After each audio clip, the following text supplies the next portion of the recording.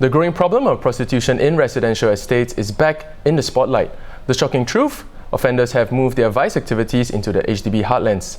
This comes after amendments to the Women's Charter were passed in Parliament earlier this month. The changes further empower the authorities to act against errant and negligent homeowners and tenants who allow vice in their homes. Around 70% of foreign women arrested for online vice between 2015 and last year were operating in residential estates, with 47% of this group found in HDB estates.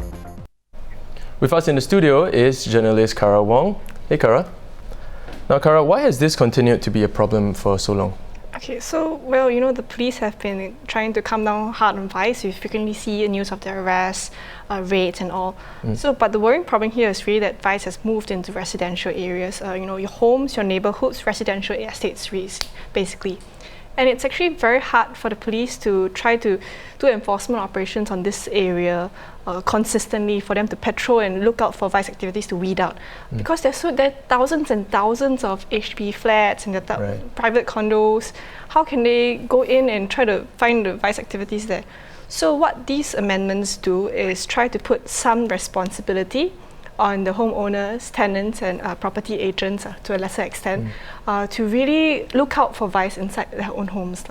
And so this naturally raises some questions about the legal liability. Should homeowners really be held responsible for vice activities held in their homes? Because a lot of them have said that they take a back seat when it comes to choosing the right tenants, because they just say, okay, come in, I'll just leave everything to my property agent to do.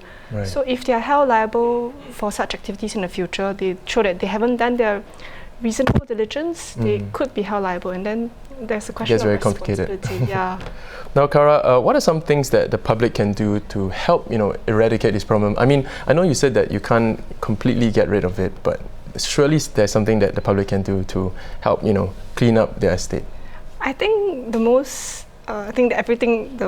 police wants the neighbours to really look out for each other, get to know your neighbour, so you know who's living beside you, in front of you, behind you, so that you're aware if something irregular is happening, because you know who they are. You can go up to them and ask, oh, what's happening here?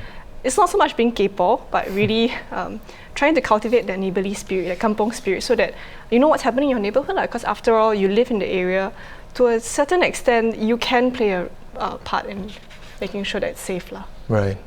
Thanks, Cara, for coming on to the show and giving us some valuable insights. Those were the top stories for the day. For more news and videos, do head on to our website at straitstimes.com.